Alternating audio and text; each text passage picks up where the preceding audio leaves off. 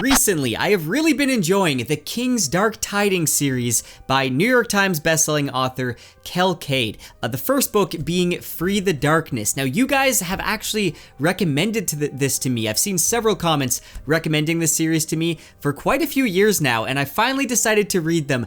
And I have just been speeding through this series so fast. I'm enjoying it so much, and I wanted to make a spoiler-free introduction to the series so that those of you that haven't heard of it can be introduced. I need more people to read these books so I can talk about them. I started off reading just the ebooks, and then I switched over to the audiobooks because they're narrated by Nick Podell, who is an incredible narrator. He narrated the Kingkiller Chronicle books that I love so much, and I would highly recommend going that route with this series if you enjoy audiobooks. Now, this video is actually a paid partnership with Podium as they're gearing up for the release of the upcoming, highly anticipated 5th novel of the King's Dark Tidings series, Dragons and Demons, which is releasing very soon on September 6th. I will have links in the description to where you can pre-order the 5th book, as well as a link to the entire series on Audible, and a link to Podium's site as well. So make sure to check the links. Now, before I dive into my spoiler-free introduction to the series and go over some of my thoughts on it, for this partnership, Podium sent me the brand new series trailer for the King's Dark Tidings audiobooks, which we're gonna take a look at right now. Here it is. Transition.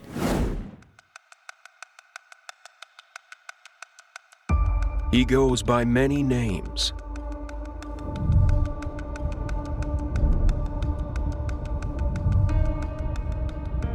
And he abides by rules that bind him.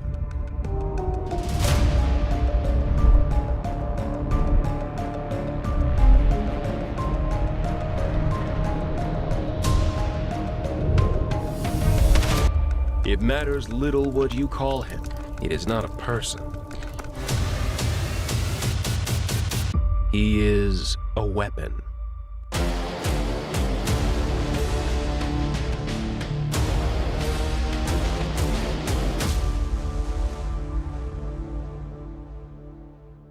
Are you not intrigued? I don't know how you couldn't be. And again, Nick Podell's narration is incredible. Anyway, let's dive into my introduction to this series. I want to talk about the story first, and then I'll go over some of my thoughts. We follow Rezkin, starting with his early years when he's brought to a mysterious fortress as an infant. We watch him be trained by some of the most dangerous men in the world of Ashai to become a human weapon. He's strictly taught a set of guidelines to live by that are simply known as the rules, and these rules and skills are what keep him alive and turn him into an unfeeling, calculating, and unstoppable killing machine. However, Rezkin is not allowed to know the first and second rules. That is until he proves himself in a final test before he can be considered a man, and before being sent out to fulfill his role as an assassin. But one mistake sends this plan crashing to the ground. Now, right from the get-go, you can tell this is a fast-paced, modern fantasy. All of his training is complete within the first 2 chapters or so. And training montages is something I love in fantasy. I like when it is really fast-paced, going through their life as they're learning these exercises that are going to help them later on in the books. That's something I just really enjoy. Just training montages in general I like, and the Cradle series by Will White does this really well as well. But here I thought it was just really fast and entertaining, and I just loved the first 2 chapters so much. Also, ever since I read the Night Angel trilogy by Brent Weeks back in middle school, and later I read the Farseer trilogy by Robin Hobb, I also really love assassins or rogues in fantasy books. I love those characters that are being trained to be a human weapon, but then often have difficulty with socializing and understanding things that any normal person would. That's just a character trope that I really enjoy. and we definitely get that with the King's Dark Tidings. Despite being trained in ways of the court, or how to disguise himself as a noble or merchant or whoever he needs to be, Rezkin doesn't even understand what the word friend or conscience means, and his lack of understanding leads to some complications and misunderstandings when he's thrust out into what he calls the outer world, which is basically the world outside the fortress that he grew up in. This overpowered character, and there's no doubt that he's OP, obviously he is, who lacks some social skills and is constantly falling victim to misunderstandings, is something that I think is pretty familiar to like a shonen anime, and it kind of reminds me of that at times, and I don't mean that in a bad way. I found it incredibly entertaining. Rezkin has been raised pretty much in isolation, so the outside world is very alien and overwhelming to him.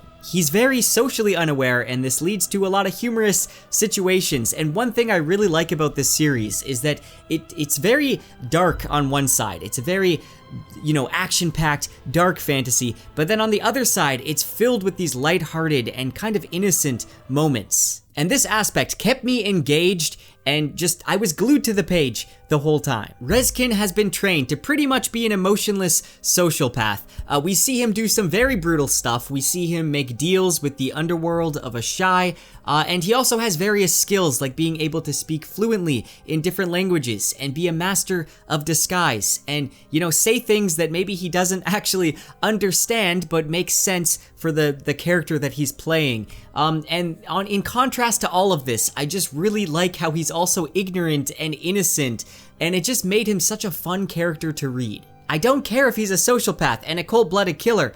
I really love him. Half the time, he's so clueless to societal norms that his honest answers seem like jokes to other people. And there's also a ton of other characters that are very lovable, and I enjoyed seeing their interactions with Rezkin. Let me give an example of one of the situations that he finds himself in. This isn't really a spoiler because it happens pretty early on. At one point, someone calls him casually, they call him a friend. And Rezkin had been taught by one of his masters, one of the rules was that you need to protect and honor your friends. It was a misunderstanding, that wasn't the actual rule. But anyway, Rezkin doesn't even know what friend means, and he assumes that it's some underground group and that he needs to serve and protect whatever friends means. Whether that's a title or a secret group of people, he doesn't really know. Again, just how socially unaware he is was a highlight for me. That's one of my favorite parts of the series, and the first chunk of book 1 is him just trying to understand these things. Now, as he ventures out into the world,